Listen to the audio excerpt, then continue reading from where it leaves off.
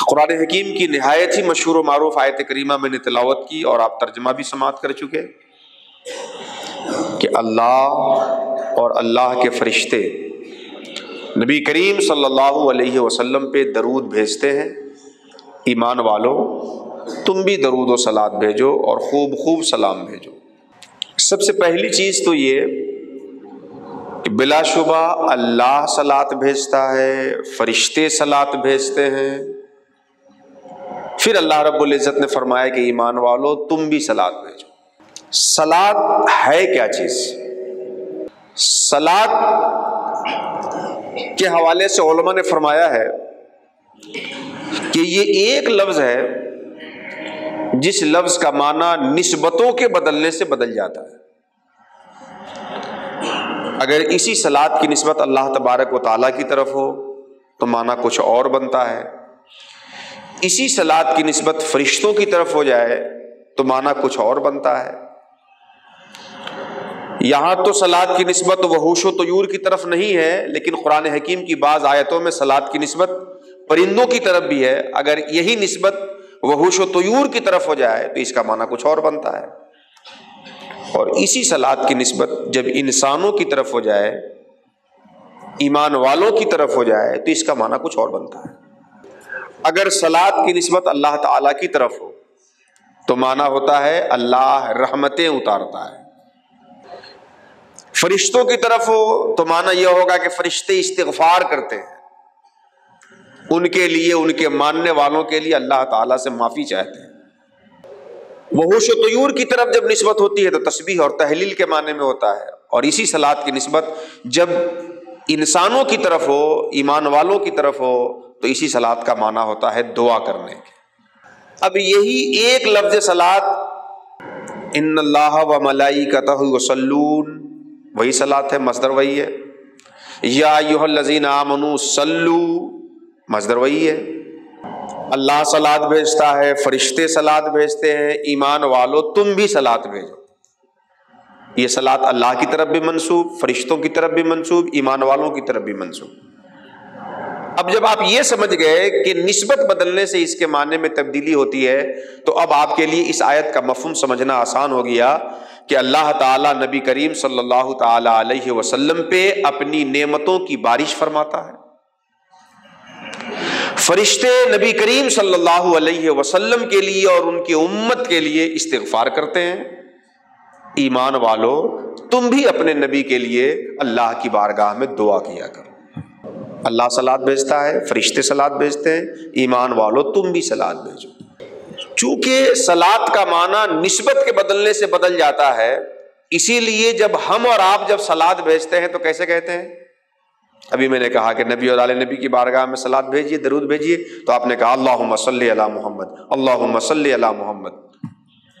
تو اللہ نے تو کہا یا ایھا الذین آمنوا صلو. اللہ نے کیا فرمایا؟ یا ایھا الذین آمنوا صلو، ایمان والو تم صلات بھیجو. اور آپ جب صلات بھیجنے کے لیے ارادہ کرتے ہیں اور عمل انجام دے تو کہتے ہیں اللہم صلی، اے اللہ تو صلات بھیج. اگر یہ بات سامنے نہ ہو کہ نسبت سے بدلنے سے معنی بدلتا ہے، تب تو پھر یہ حکم کو عدول کر دینا ہوا. اللہ نے کہا ایمان والو تم بھیجو، اور ایمان والا کہے اللہم صلی، اے اللہ تو بھیج. اللہ تو تمہارے کہنے سے پہلے خود بتا رہا ہے کہ وہ بھیجنے والا ہے، پھر ایمان والوں کو اللہم صلی کہنے کا کیا معنی؟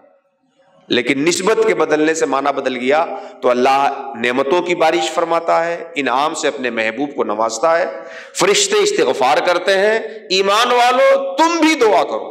اب ایک چیز یہ سمجھیے کہ جب اللہ تعالی بھیجتا ہے،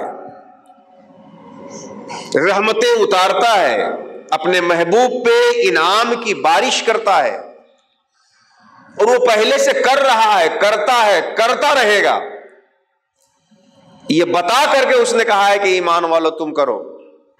تو جب اللہ کرتا ہی ہے انعام کی بارش، تو اب ہم اللہ سے کہیں کہ اللہ تو محبوب پہ انعام کی بارش کر، یہ دعا کا کیا مطلب؟ بات ذرا سمجھنے کی کوشش کریں. اللہ نے تو پہلے کہہ دیا ہے کہ اللہ تعالیٰ اپنے محبوب پہ انعام اتارتا ہے.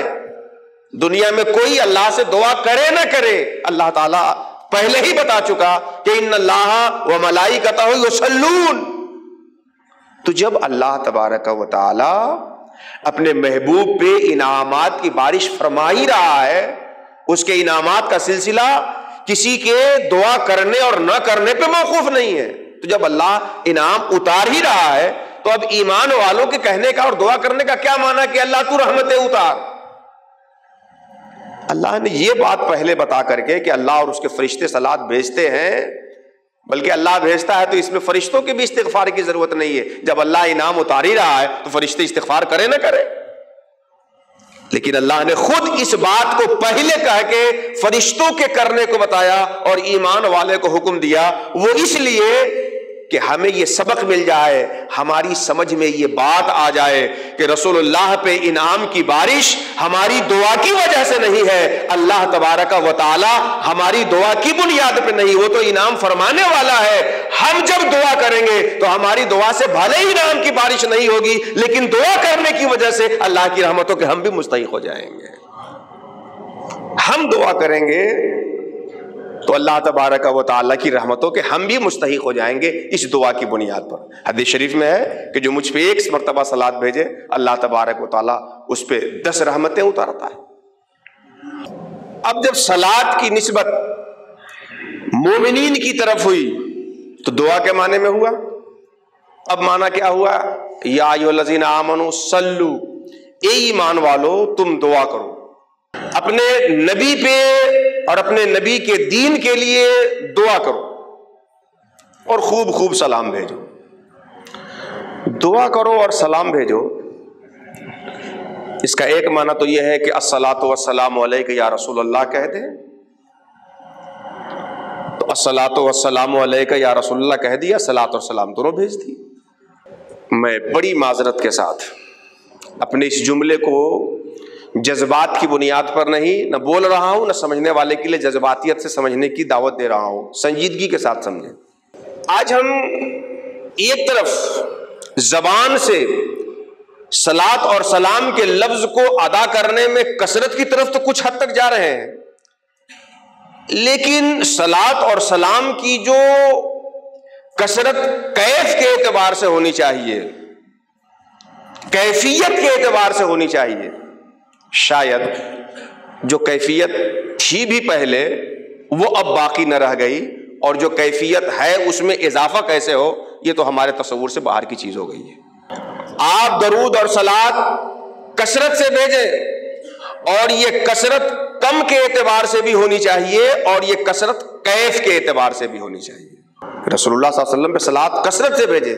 یا ایھا الذین آمنوا صلوا علیہ وسلموا تسلیما، خوب خوب صلاۃ و سلام بھیجو، صلات بھیجو، خوب سلام بھیجو. صلاۃ و سلام میں کثرت کم کے اعتبار سے بھی ہو اور یہ کثرت کیف کے اعتبار سے بھی ہو. ہمارے طلبہ تشریف رکھتے ہیں المطلق یجری علی اطلاقہ، جو بات مطلق ہوتی ہے وہ مطلق رہتی ہے، عام اپنے عموم پہ جاری ہوتا ہے. اس میں کیف کے اعتبار سے کثرت ہے کہ کم کے اعتبار سے کثرت ہے، کوئی قید نہیں ہے. کیف کی کثرت بھی اس میں شامل رہے گی اور کم کی کثرت بھی اس میں شامل رہے گی. کیف کے کم کے اعتبار سے کثرت یہ ہے کہ پہلے ہم 2 مرتبہ پڑھتے تھے، اب دن میں 10 مرتبہ پڑھیں. پہلے ہم 10 مرتبہ پڑھتے تھے، اب 20 مرتبہ پڑھیں. پہلے ہر نماز کے بعد 100 مرتبہ پڑھتے تھے، اب ہر نماز کے بعد 500 مرتبہ پڑھیں. یہ ہے کم کے اعتبار سے کثرت، مقدار کے اعتبار سے کثرت.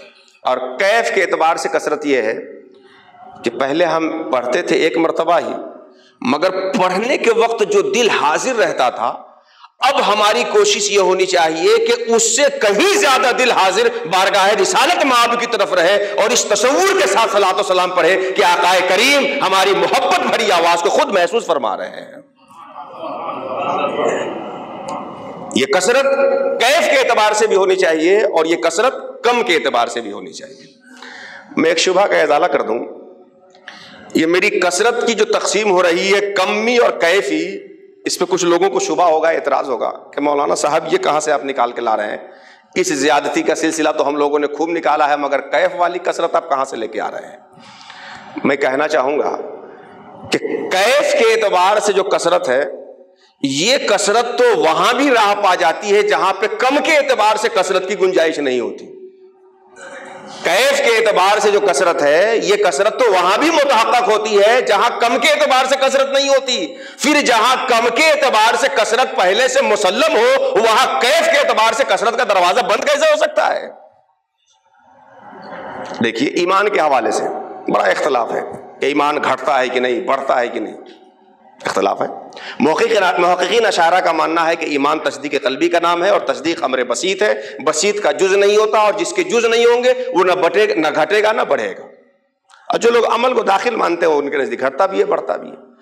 تو ایمان محققین اشاعرہ کے موقف کے مطابق نہ گھٹتا ہے نہ بڑھتا ہے، یعنی کم کے اعتبار سے نہ گھٹے گا نہ بڑھے گا، لیکن کیف کے اعتبار سے جو گھٹے گا اور بڑھے گا تو سب کے نزدیک مسلم ہے، یہاں تک کہ ابو بکر کے یقین کی طرح امت میں کسی کا یقین نہیں ہو سکتا ہے. تو جہاں کم کے اعتبار سے گھٹنے بڑھنے کی گنجائش نہیں ہے، کیف کے اعتبار سے گھٹنا بڑھنا وہاں بھی مسلم ہے. تو جہاں کیف کے اعتبار سے گھٹنا بڑھنا مسلم ہے کم کے اعتبار سے، وہاں کیف کے اعتبار سے بڑھنے میں کون سے استحالے کی بات ہو جائے گی؟ اس صلاۃ والسلام کو آپ کم کے اعتبار سے بھی بڑھائیں، 10 مرتبہ پڑھتے ہیں 20 مرتبہ پڑھے، 20 مرتبہ پڑھتے ہیں 25 مرتبہ پڑھے، بلکہ ہمارے سلسلے میں تو اس کی حد ہی نہیں ہے. پاس انفاس تو ہمارے سلسلے کی سب سے پہلی تعلیم ہے کہ ہماری زندگی کی ہر سانس رسول اللہ پہ صلاۃ والسلام پڑھتے ہوئے گزرنا چاہیے. میری سے بات ہے کسی کو دھوکہ نہ ہو کہ میں زبان سے پڑھنے کے لیے اس طرح کی کوئی کمنٹ کر رہا ہوں، بلکہ یہ تو میرے سلسلے کی سب سے پہلی تعلیم ہے کہ پاس انفاس ہر سانس کو رسول اللہ صلی اللہ علیہ وسلم کے اوپر ضرور پڑھنے میں قربان کر دیا جائے. ایک مرتبہ حضور داعیہ اسلام کی مجلس میں شرف حضوری حاضر تھا، میں بات چل رہی تھی، بڑی اچھی بات ہوئی اس پاس انفاس کے فلسفے کے حوالے سے کہ اگر رسول اللہ نہ ہوتے تو کائنات میں کوئی چیز نہیں ہوتی. لولاک لما خلقت الافلاک والارضین، یہ کائنات رسول اللہ صلی اللہ علیہ وسلم کا صدقہ ہے. تو جیسے یہ دنیا رسول اللہ صلی اللہ علیہ وسلم کے صدقے میں ہے، ہماری جو یہ دنیا ہے اگر اس دنیا میں سانس نہ ہو تو پھر یہ دنیا باقی نہ رہ پائے گی. یہ جو دنیا ہماری ہے، ہاتھ سے چلنے کی، ہاتھ سے پکڑنے کی دنیا، پاؤں سے چلنے کی دنیا، یہ ہماری دنیا، اگر اس میں سانس نہ ہو، سانس نہ چلے، اندر باہر نہ ہو تو ہماری یہ دنیا نہ رہے گی. اللہ کے رسول نہ ہو تو وہ دنیا نہ ہوتی.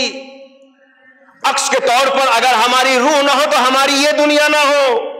جس ذات کی بارگاہ میں جایا جائے اس ذات کے تناسب اور اس کے منصب کے اعتبار سے تحفہ پیش کرنا چاہیے. تو جن کے صدقے میں دنیا بنی ہے ان کے صدقے میں اپنے وجود کے مبدا کو لوٹا دیا جائے کہ ان کے صدقے میں یہ کائنات ہے، تو ان کی صدقوں پہ ہر سانس کو نچھاور کر دیا جائے.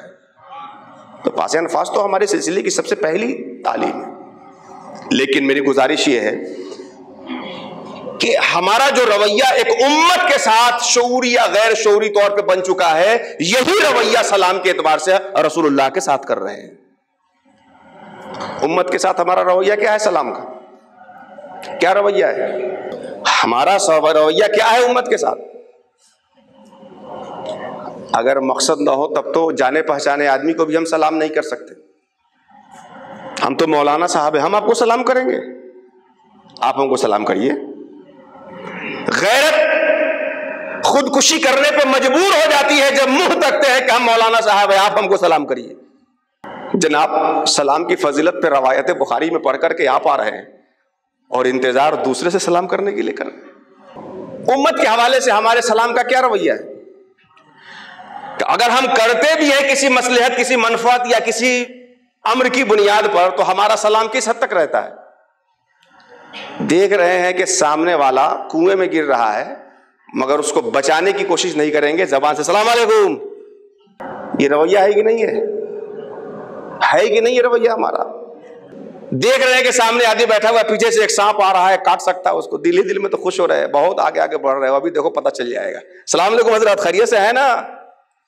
ارے یہاں اصل سلام تو یہ ہے کہ جو سانپ ڈسنے والا ہے جلدی سے سلام کیے بغیر جاؤ، اس سانپ کو مارو، وہاں سے ہٹاؤ. سلام زبان سے کہو گے نہیں، تمہارے کردار سے سلام کی خوشبو اس کو گھیر لے گی. لیکن امت کے حوالے سے ہمارا کیا رویہ ہے؟ جب ہم سلام کرتے بھی ہیں، سلام فقط زبان سے کہہ دیا سلام. ان الکلام لفی الفؤاد انما جعل اللسان ولا ما فی الفؤاد دلیلا. جناب بات تو حقیقتاً دل میں ہوتی ہے، زبان فقط اس دل کی باتوں کا ترجمان ہوتی ہے. سلام کا حقیقی فلسفہ یہ ہے کہ ہمارے دل میں یہ جذبہ ہو کہ ہر انسان کو ہماری طرف سے اور خاص طور سے ہر مومن کو ہماری طرف سے سلامتی پہنچنی چاہیے. اس کا ایک ذریعہ ہے کہ ہم زبان سے دعا کر کے سلام کر رہے ہیں، اور دوسرا ذریعہ یہ ہے، اس کی حقیقت اور اس کا فلسفہ یہ ہے کہ جسم کے ہر حصے سے اس کو سلام اور فائدہ پہنچانے کا سلام کرنے کی کوشش کریں. جیسے امت کے حوالے ہے نا، ہمارا ایک آدمی ہے بھوک تڑپ رہا ہے،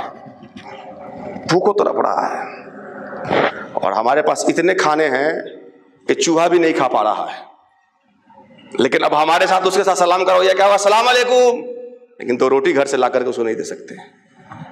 جناب اس کو سلام کرنے والے راستے میں بہت مل جائیں گے، اس بھوکے کے کھانا کھلا دیجئے، ایسے سارے لوگوں کی سلامی آپ کے سلام کے سامنے پھیکی پڑ جائے گی.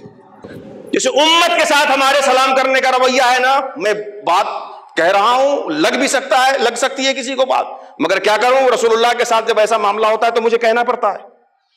امت کے ساتھ جو سلام کرنے کا رویہ ہے، فقط زبان سے لفظ سلام کی ادائیگی پہ اکتفا کر لینا، یہی شعوری یا غیر شعوری طور پر، اور میں نہیں بتا سکتا کہ کیا تصورات ہوتے ہیں. رسول اللہ صلی اللہ علیہ وسلم پہ صرف زبان سے کثرت کی سلام کی باتیں تو کی جا رہی ہے، لیکن اس سلام کے فلسفے سے لوگوں کو قریب کرنے کے لیے کوئی راہ ہمارے سامنے نہیں لائی جا رہی ہے. آپ کثرت سے رسول اللہ پہ سلام بھیجیں، سلاد بھیجیں، لیکن اس صلاۃ و سلام کا فلسفہ بھی ذرا سمجھ کر کے اپنی زندگی میں نبھائیں. صلاۃ کا فلسفہ بھی میں نے سمجھایا کہ آپ دعا کریں رسول اللہ کے لیے، آپ اللہ کے رسول کے لیے دعا فرمائیں، یہی صلاۃ ہے، یہی درود ہے. اور یہ دعا کیا ہے؟ اللہ کے رسول کے لیے آپ کیسے دعا کریں. درس نظامی میں پہلے ایک کتاب پڑھائی جاتی تھی، بڑی اچھی کتاب تھی، آپس میں ایک ساتھ بیٹھ کے کیسے گفتگو کی جائے اس کے اصول کے اوپر مشتمل. جس کا پہلا لفظ سن کر کے تو آپ بدذوقی میں مبتلا ہو جائیں گے، چونکہ وہ لفظ ہی ایسا ہے، مناظر رشیدیہ. بڑی اچھی کتاب، ایک ساتھ بیٹھ کر کے آدمی گفتگو کیسے کرے کہ وہ گفتگو نتیجہ خیز ہو سکے، لوٹے کی بات سوٹے تک نہ پہنچے، اس کے لیے ہم کو کیا کرنا چاہیے. بڑی اچھی کتاب اس کے لیے تھی. اس کے خطبے میں علامہ فرماتے ہیں کہ رسول اللہ پہ دعا کا مطلب کیا ہے اور رسول اللہ پہ درود کا فلسفہ کیا ہے. اللہم صلی علی محمد، اے اللہ محمد صلی اللہ علیہ وسلم پہ صلات بھیج. رسول اللہ کے لیے ہم اللہ کی بارگاہ میں دعا کر رہے ہیں. اس صلات اور دعا کی حقیقت اور اس کا نچوڑ کیا ہے؟ مناظر رشیدیہ کی عبارت محفوظ کریں.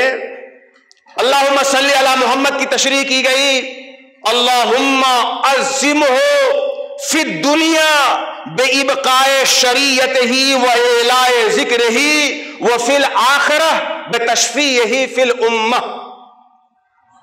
رسول اللہ کے لیے ہمیں کیا دعا کرنا ہے؟ رسول اللہ کے لیے کیا دعا کریں؟ ہم کیا دعا کریں ان کے لیے؟ کیا دعا کر رہے ہیں اللہ کی بارگاہ میں؟ اللہم عظمہ، اے اللہ میرے رسول کو عظمت عطا فرما دے، فی الدنیا، اس دنیا میں. کیسے؟ بإبقاء شریعت ہی، ان کی شریعت کو ان کی لائی ہوئی اصل حالت پہ باقی رکھ کر کے ان کی عظمتیں دوبالا کر دے، ان کی عظمتیں نرالا کر دے. کیسے؟ بإبقاء شریعت ہی، ان کی لائے ہوئی شریعت کو، ان کے لائے ہوئے اصل کو اسی سانچے کے اوپر باقی کر کے، وَإِلَٰهِ ذِكْرِهِ، اور ان کے ذکر کو سارے لوگوں کے ذکر پہ غالب کر کے. وَعَظِّمْهُ فِي الْآخِرَةِ، اے اللہ ہمارے رسول کو آخرت میں عظمت عطا فرما دے. کیسے؟ بِتَشْفِيعِهِ فِي الْأُمَّةِ، امت کے حق میں ان کی شفاعت کو قبول فرما کر کے. عظمہ فی الدنیا بإبقاء شریعتہ وإعلاء ذکرہ وفی الآخرہ بتشفیعہ فی الامہ. رسول اللہ پہ اپنے انعام کی بارش جو تو کرتا ہے وہ تو کر، ہم اپنے سمجھ کے اعتبار سے جو دعا کرتے ہیں وہ یہ ہے کہ رسول اللہ کو عظمت عطا فرما، اس دنیا میں ان کی شریعت کو غالب اور باقی کر کے، اور آخرت میں امت کے حق میں ان کی شفاعت کو قبول فرما کر کے. یہ ہے دعا، یہ ہے صلات جو ہمیں رسول اللہ کے لیے کرنی ہے. اس کا ایک تصور تو ہوا جو کثرت سے آپ پڑھیے اللہم صلی علی محمد، اللہم صلی علی محمد، اللہم صلی علی محمد. اب جب صلات دعا ہے تو دعا کیسے کی جانی چاہیے کہ دعا مقبول ہو؟ دعا کے بنیادی اور لازمی تقاضے اور حصے کیا ہوتے ہیں؟ یہ ایک مستقل موضوع بن جائے گا، لیکن بڑی اختصار کے ساتھ دعا کو لیتے ہوئے صلات کی ذمہ داری آپ کو سمجھاتا ہوں. بخاری شریف کی حدیث ہے، رسول اللہ صلی اللہ علیہ وسلم فرماتے ہیں کہ اللہ تبارک و تعالیٰ اس دل کی دعا کو قبول نہیں کرتا جو دل لغو میں مشغول ہو اور خود اپنے مدعا کو مانگنے کی طرف متوجہ نہ ہو۔ اللہ تبارک و تعالیٰ تو بے نیاز ہے، اس کی بات ہی چھوڑے۔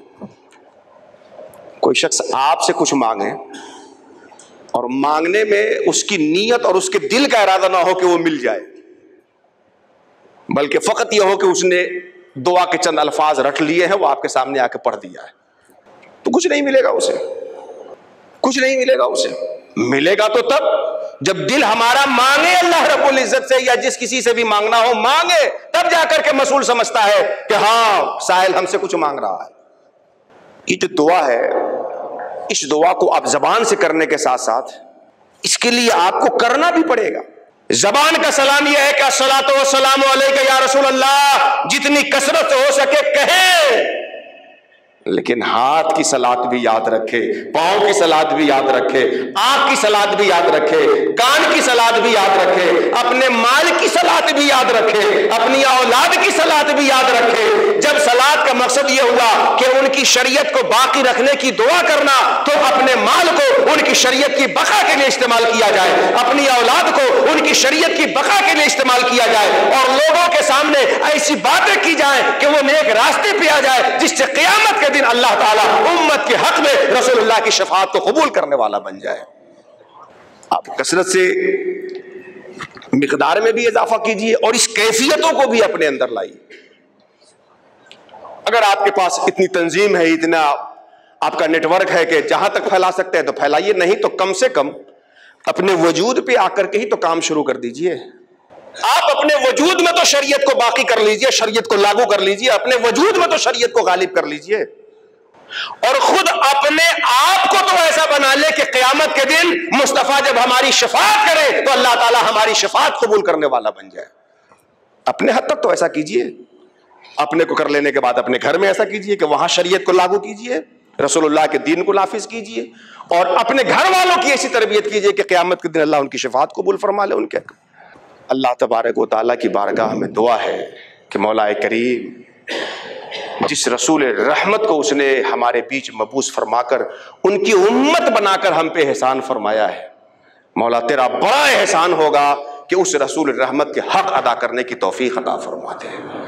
رسول رحمت سے مکمل وابستگی اور دنیا کی دوسری قوموں کے سامنے رسول رحمت صلی اللہ علیہ وسلم کی صحیح سیرت اور ان کے صحیح پیغام کو مکمل طور پر ہمیں لوگوں کے سامنے رکھنے کی توفیق عطا فرما۔ میں نے جو یہ باتیں کی ہیں، اگر جوش بیانی کی بنیاد پر غیر مناسب ترکیب کا استعمال ہوا تو پروردگار مجھے معاف فرما، اور اگر واقعی رسول اللہ صلی اللہ علیہ وسلم کی دین کو بقا کے لیے اور ان کے ذکر کو غالب کرنے کے لیے یہ باتیں مجھے پسند ہو تو اپنی رضا کے لیے ہم سبوں کو استعمال کی توفیق عطا فرما۔ آمین۔ وما علینا الا البلاغ المبین۔